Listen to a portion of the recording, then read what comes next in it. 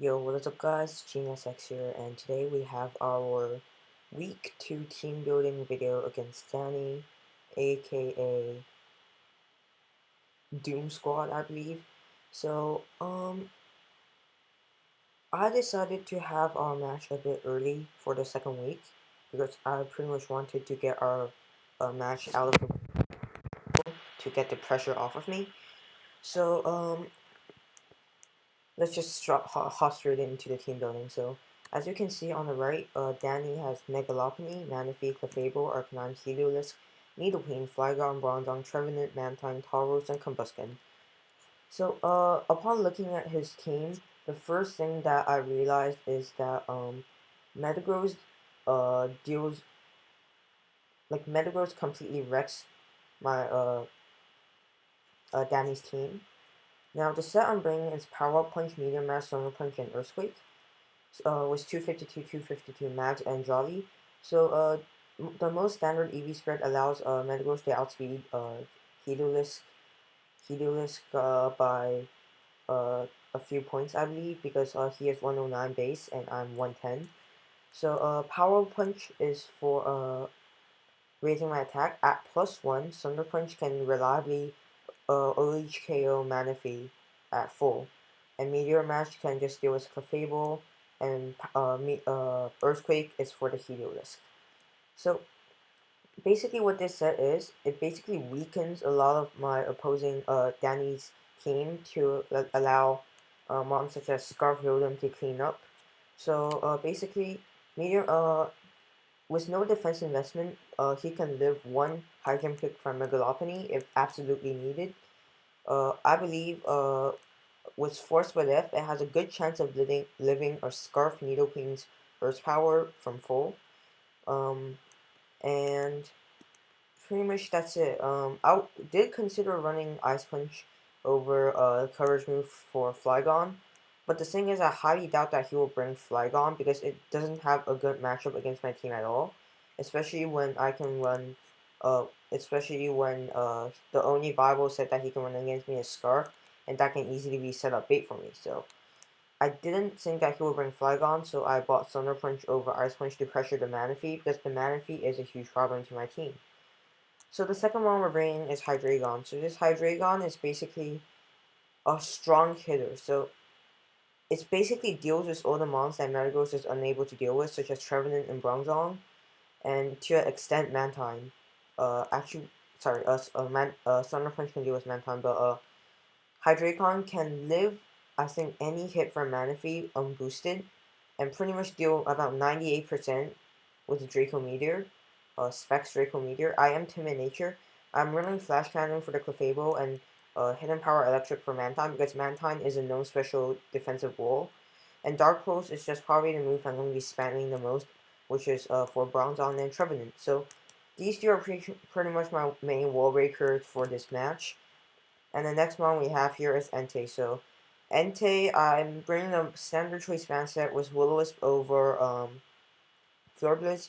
The reason I'm running Will-O-Wisp is because he might consider switching in his Manaphy against or Flygon against my Entei, but truth be told, he does not have a good switch into Entei at all. Arcanine cannot take Bandit Stone Edge, and so if he decides to switch in Manaphy or Flygon, I will predict it and go for the Will-O-Wisp and then weaken them severely or cripple them if it's Flygon. So if I am able to get a burn off on Manaphy, that would help a lot. Put it in range of Specs Draco Meteor, while also putting it in range of Scarf Leaf Storm from Rotom Now. So this is the mentality of this spread. I mean not spread. Of this of these moves. Stone Age is of course to hit Arcanine, and Extreme Speed is just great priority for Megalopony and even Heliolisk to an extent. So I definitely wanted rocks this game, so I went with Garchomp for my rocker. Now most people will probably think that I will run defensive just for Megalopony, but the set I'm running here, SDL Garchomp, is able to 1v1 Clefable while also outspeeding Life Orb Nidoqueen, unlike defensive variants. And Nidoqueen is pretty much the only electric resist on his team, except for Flygon. Like I said, I highly doubt that he will bring it. So Nidoqueen is the only electric resist on his team, and if I can get rid of that, Rotom Mal can pretty much just spam Thunderbolt without worrying too much. And this is why I opt to go for 252 max speed to outspeed Nidoqueen. And especially if I can buff the defensive set by leading it, because most lead Garchomp's are defensive, not offensive. And if I can bait that, I can deal a huge amount to mons such as Arcanine or Clefable if he chooses to lead with that. I originally have Crunch over Stealth Rock, but Rocks was just so important for this game. Like I said, it put Manaphy in range of a lot of stuff, while also pressuring his team to switch a lot. Again, Mantine is 2 times weaker, Arcanine also, and weakening Arcanine also means that a -1 Earthquake has a higher chance of picking off with Metagross if it's fully defensive. And it's pretty much just dual stab after that, Earthquake and Dragon Claw.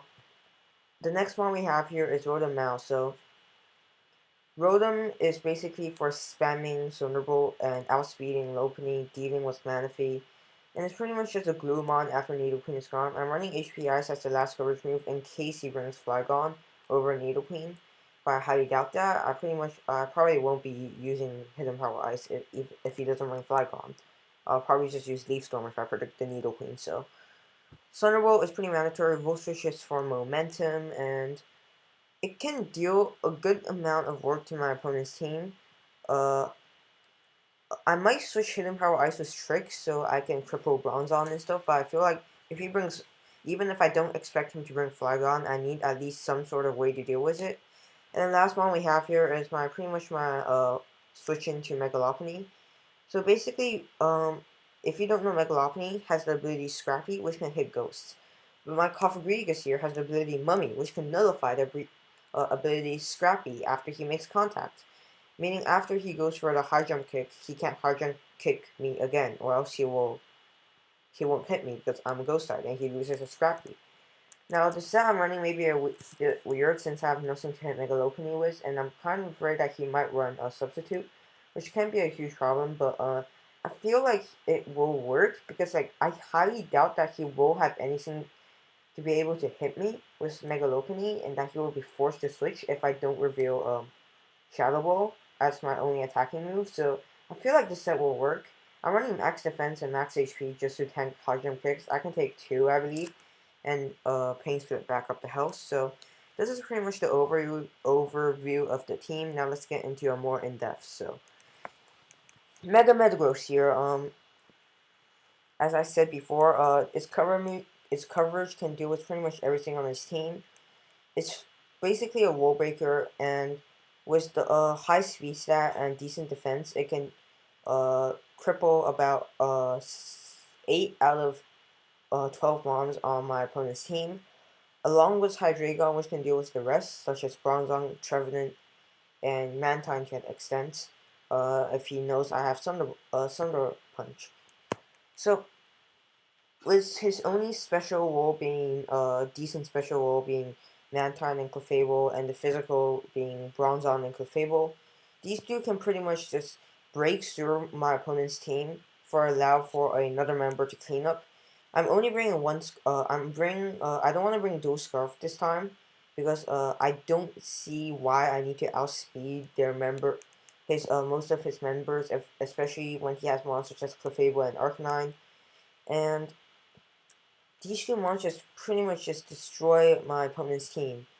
Now, the reason I'm not bringing other mons such as Keldeo or Florges, like Scarf Keldeo can deal with Megalophony, can deal with Arcanine, can deal with Heliolisk, can deal with Bronzong, can deal with Nidoqueen.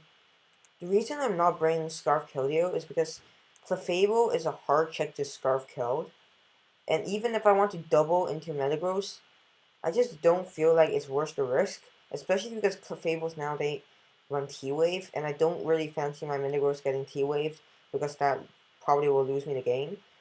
And I just don't feel like the only way Keldeo can even deal with Clefable is to run Specs, and that just gets destroyed by Lopunny and Heliolisk. So I don't want to bring what do you call it, Keldeo, because it's way too matchup reliant, and he also has a Trevenant, which is another hard check if he has some Spread F bulk in it. Now, I don't want to bring Florges because he has a Bronzong and a Needle Queen and the Arcanine. Like, even though it can check Megalopony a bit, he can't deal with the other mons that he can pretty much bring. And I just feel like that both Florges and Keldeo only does us like work against his most largest threat, but can't deal with all its supportive mons. And I feel like that even though mons such as Hydreigon and Garchomp cannot deal with Megalopony, they can pretty much punch through the support mons to allow Mega Metagross himself to clean up. So instead of using Keldeo as a cleaner, I chose to go for cleaning capabilities of Mega Metagross because Scarf Keldeo is a cleaner, Specs Keldeo is a breaker. Specs Keldeo gets pretty much destroyed by other monsters that are faster than him, and Scarf Keldeo gets destroyed by Clefable. So, as a cleaner, I opt to go for what do you call it, Metagross. And even though Scarf Keldeo can deal with Lopunny, these two, even though they can't deal with Megalopony, they can, Garchomp and Hydreigon, they can pressure all of the other members on Danny's team, and I feel like that's better in terms for the team than Keldeo's pressuring one mon strategy. So Florges here, like I said, he has 3 hard counters to it, and it's just not a good mon to bring.